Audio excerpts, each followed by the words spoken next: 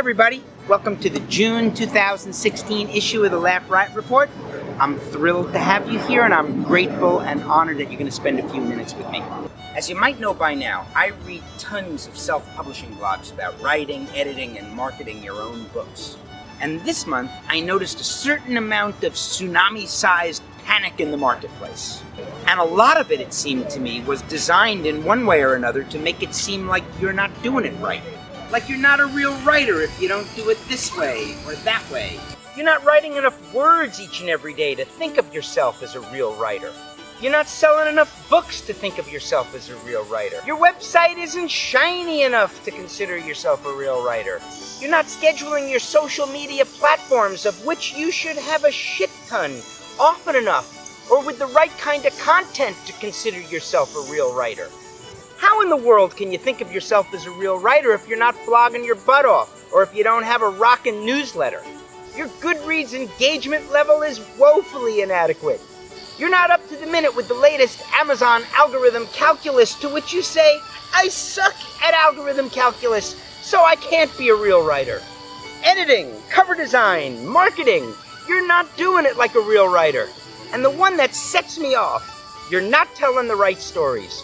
Only real writers tell the right stories. There's a massive industry feeding this sense of desperation, and the underlying unspoken theme seems to be, if writing isn't the most important thing to you, you're not a real writer, and you probably shouldn't be walking around feeling like one. Time out, deep breath, I call bullshit. It's time for a quick discussion of what's important and what's not important. Listen to me. You, or your husband, or your wife, or your kids, or your uncle, or your parents, or your brother, or your sister, or your friend across the country or across the street. You're a real writer if you love to sit in your special spot and tell the stories you love. And those stories have characters and dialogue and settings and feelings that you love. If you love to string words into sentences, into paragraphs, into chapters. If you love the craft of it, the doing of it, then you are a real writer, and you should walk around all day, every day, feeling like one. You are a real writer. That does not mean that writing, or being a writer, is the most important thing to you. It means being a writer is part of the fabric of who you are. It's how you breathe. I've been a writer for 47 years that I can clearly remember. I started when I was 13 and wrote a Rowan and Martin's laugh-in-like comedy show in middle school in northeastern New Jersey. I wrote songs and movies in Manhattan for a decade after I finished college. Since then, I've been a paid professional screenwriter and novelist for a click under 30 years. So I'm a real writer, right? Well, shit, yes. But not just because of that.